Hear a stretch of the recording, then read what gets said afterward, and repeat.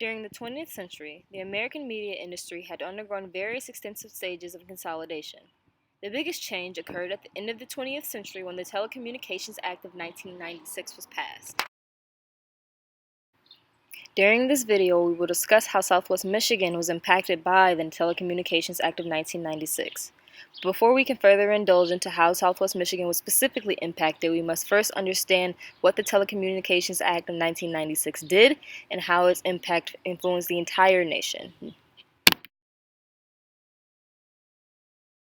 On February 8, 1996, President Bill Clinton signs the Telecommunications Act of 1996 along with the United States 104th Congress.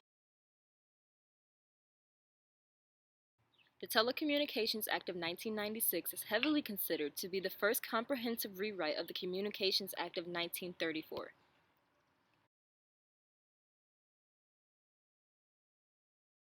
The Communications Act of 1934 was signed into law by President Franklin D. Roosevelt on June 19, 1934. The Communications Act of 1934 replaced the Federal Radio Commission with today's Federal Communication Commission, or otherwise known as the FCC. The FCC was created because of the government's concern with the rapidly growing power of the large corporations in America. The FCC was created to make sure that the country's mass communications operations didn't fall into the hands of a select few. It believed that because the FCC was to be considered an independent government agency, it would have no ability to be influenced by outside corporations or opinions. Specific acts of the FCC during the 20th century include, but are not limited to, issuing the Report of Chain Broadcasting and ordering the breakup of the National Broadcasting Company, or NBC, which led to the creation of the American Broadcasting Company, or ABC, in the 1940s. According to the FCC's 7th Annual Report to Congress in 1940, they were also responsible for monitoring the consolidations and mergers of major companies. The FCC created a permit that companies could file for when attempting to merge that would exempt them from the provisions of the Antitrust Act. Possibly one of the most notable actions of the FCC was the creation of the Rule of Sevens. The Rule of Seven stated that owners could not own more than 7 AM stations, 7 FM stations, and 7 TV stations nationwide. The Rule of Sevens was eventually changed to the Rule of Twelves in 1985, changing to the fact that owners could not own more than 12 AM stations, 12 FM stations, and 12 TV stations nationwide. The FCC was almost completely in control of communications within the United States of America up until 1996, when the Telecommunications Act of 1996 was passed by the 104th Congress and President Bill Clinton. The main goal of the Telecommunications Act of 1996 was to create space within the communications market to encourage competition. The idea was that the act would give the public more choices when it came to telephone services and the media. It was thought that the increase of choices from the American public would allow more choice based off of what consumers could actually afford. One way the act was thought to encourage competition was to increase competition for local telephone services. Under Title 47 of the Telecommunications Act of 1996, provisions are given to encourage competitors to provide local service, meaning that the act now required and regulated local telephone companies within the United States.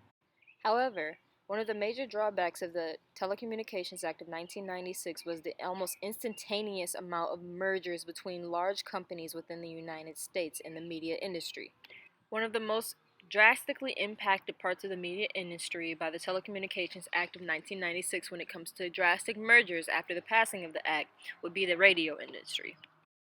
According to a study from the Future of Music Coalition, in 2001, 10 parent companies dominated the radio spectrum, radio listenership, and radio revenues. These companies included Clear Channel Communications at 27.5%, Viacom International Incorporated at 17.6%, Cox Radio Inc. at 3.7%, Intercom at 3.5%, ABC Radio Incorporated at 3.4%, Citadel Communications Corporation at 2.6%, Radio One Incorporated at 2.4%, Cumulus Media Inc. at 2.2%, Hispanic Broadcasting Corporation at 2.2%, MS Communications at 2.1%, and 4,600 other companies at 32.7%. Clear Channel Communications controlled 42% of listeners and 45% of the industry's revenues. The largest change for radio under the Telecommunications Act of 1996 was the change to the number of stations an owner could control locally and nationally. The national cap of 40 stations was virtually eliminated, and local rules of ownership were calmed, creating the opportunity for one owner to control up to 8 stations in the largest markets in the nation. By the end of 1996, 2,157 stations had changed hands of ownership. Members of the radio industry expected the Telecommunications Act of 1996 to create fewer owners, give greater financial benefits, create a more competitive marketplace, and cause more diversity within radio. However, what really happened was the lower amount of owners but an increase in stations and less regulation has not created a greater market competition within the radio industry. In the chart shown, you can see that the acquisitions of the radio stations more than doubled after the passage of the Telecommunications Act of 1996. The question that remains now is, what did all of this have to do with the radio stations, television stations, and the newspapers that come in and out of Southwest Michigan? In Southwest Michigan, there are only a handful of television stations, most of which are news stations and all of which are owned by either ABC, American Broadcasting Company, or CBS, Columbia Broadcasting Companies. All of the stations are either in Kalamazoo, Michigan, Grand Rapids, Michigan, or somewhere in between the two locations. When it comes to radio in Southwest Michigan, there are two parent companies that own the bulk of radio stations here. Midwest Family Broadcasting and Lynn Television are the owners of the majority of radio stations in Southwest Michigan. Most stations fall under the categories of rock, classic rock, religious, and adult contemporary, meaning that there is little to no diversity in regards to what the stations produce as far as material. The part of the media that has been consolidated the most is the newspapers. Booth Newspapers, a former media company based in Grand Rapids, Michigan, owned the rights to 8 newspapers in the state of Michigan, most of which were in Southwest Michigan. In 1976, Samuel Irving Newhouse Sr. of Advanced Publications acquired Booth Newspapers for $305 million. In 2011, Booth Newspapers' operations were taken over by MLive Media Group and Advanced Central Services Michigan. Now all major newspapers in Southwest Michigan are under the umbrella of MLive.